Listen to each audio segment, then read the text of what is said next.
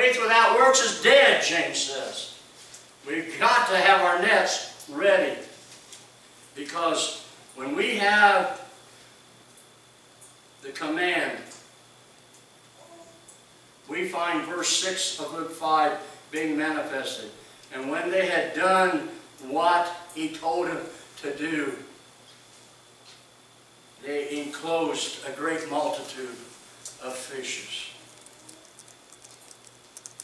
Faith gets results.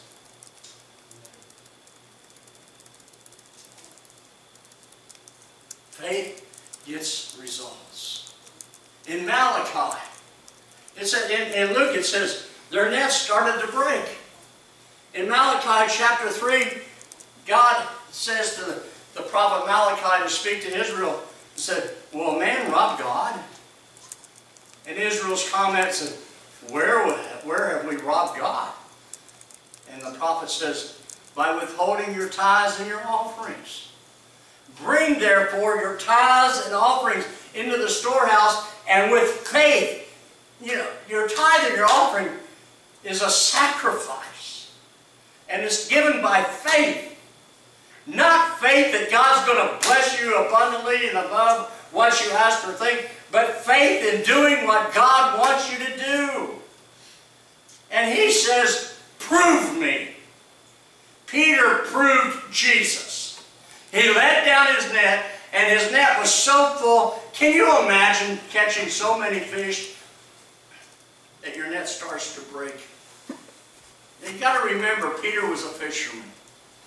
He inspected his nets. It wasn't rotten. It had been cleaned. It was checked. There were no weak places in his net. He lets down his net, and it becomes so full of fish, it almost breaks. That's what Malachi says. Prove me. God says, prove me.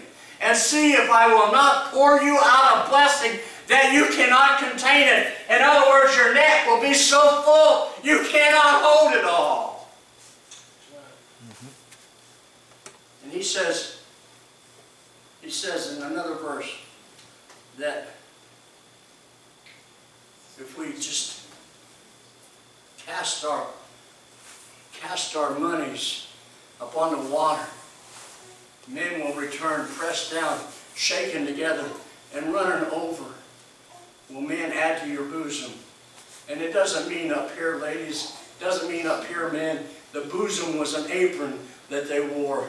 And what he was saying is, it'd be so great that you can't hold it all. You have to pull out your shirt tail and carry it. I remember gathering tomatoes for my dad with 2 5-gallon buckets in one row. I mean, we had 230 tomato plants. One row, I'd have 2 5-gallon buckets, and I'd have my pockets full. And I'd try to carry a bucket with 2 or 3 fingers and put some tomatoes in here so I wouldn't have to go back to that row again.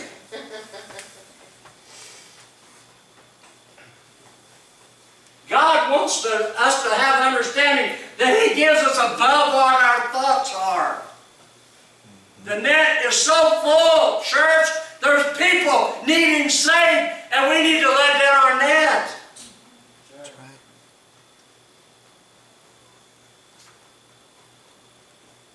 right. Malachi says your net will break if you trust God. So great you cannot contain it. God's not changed. Hello. God's the same God, and He's not changed. We go from fullness, and then we have the fellowship. Verse 7 of chapter 5. And they beckoned unto their partners which were in the ship, that they should come and help them. They beckoned unto their partners. When God's blessing is poured out, the recipient wants to share what God is doing.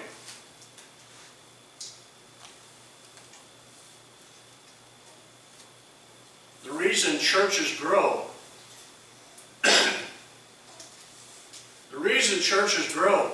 is not because they have a good praise team. It's not because of the music that's sang.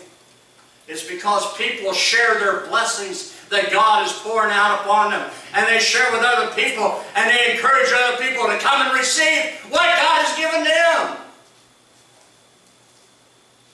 Others want the blessing also, and they don't know of a blessing until those that receive the blessing open their mouth and share what God is doing.